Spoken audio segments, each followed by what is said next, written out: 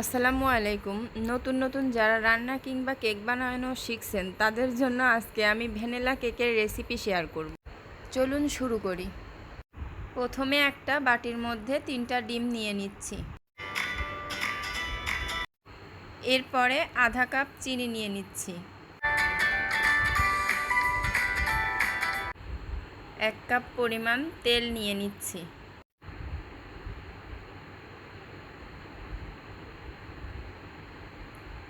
এরপর ভালোভাবে মিক্সড করে নিতে হবে।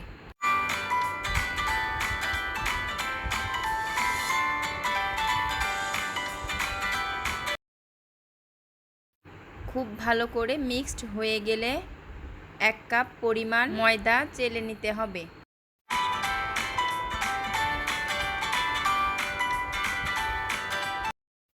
পরিমাণ মতো লবণ নিয়ে নিচ্ছি। এরপর 2 চামচ গুঁড়া দুধ নিয়ে আবারও ভালো করে মিক্সড করতে হবে। মিশ্রণটি ভালোভাবে মিক্স করা হয়ে গেলে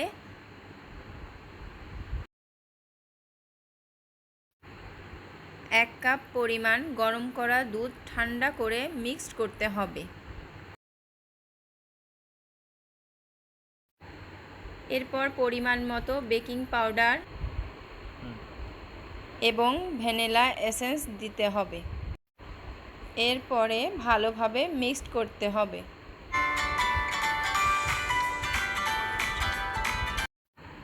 এরপরে একটি পাত্রে সয়াবিন তেল মাখিয়ে নিতে হবে যেন কেকটি পাত্রের গায়ে লেগে না যায়।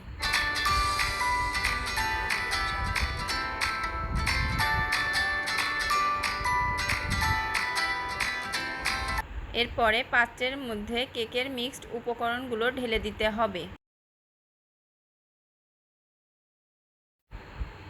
এরপর মিক্সড করা উপকরণের ওপর কাজু বাদাম কিশমিশ দিতে পারেন, আপনারা চাইলে নাও দিতে পারেন।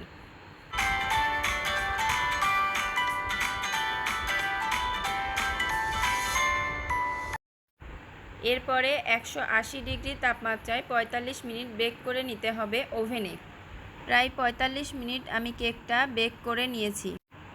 তো কেকটা আমার হয়ে গিয়েছে।